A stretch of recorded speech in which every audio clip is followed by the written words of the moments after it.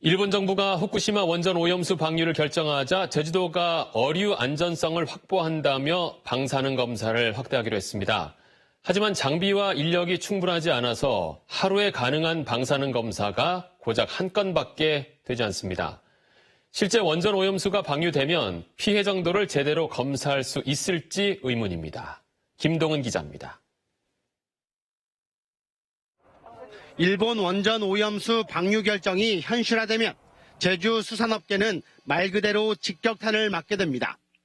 해양수산부의 한 보고서에선 일본 방사능 물질 유출로 지난 2013년 9월부터 11개월 동안 15개 어종에 1,500여억 원에서 3,600여억 원의 피해가 발생한 것으로 조사됐습니다.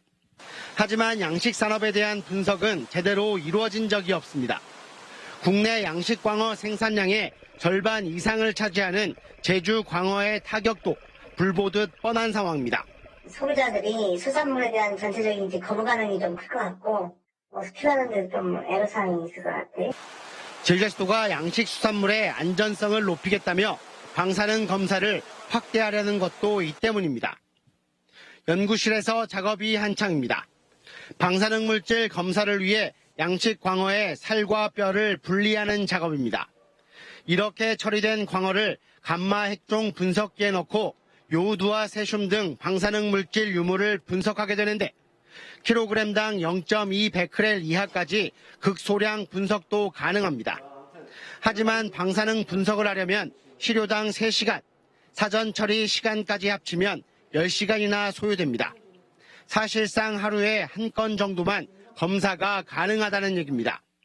이 때문에 올해 조사 대상도 제주 전체 양식장의 15% 수준인 50곳밖에 되지 않습니다.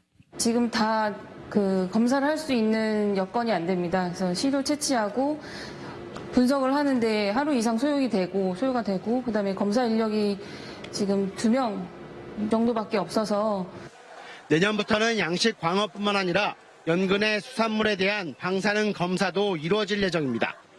이에 따라 장비 추가 도입을 검토 중이지만 인력이 확충되지 않으면 운용이 어렵습니다.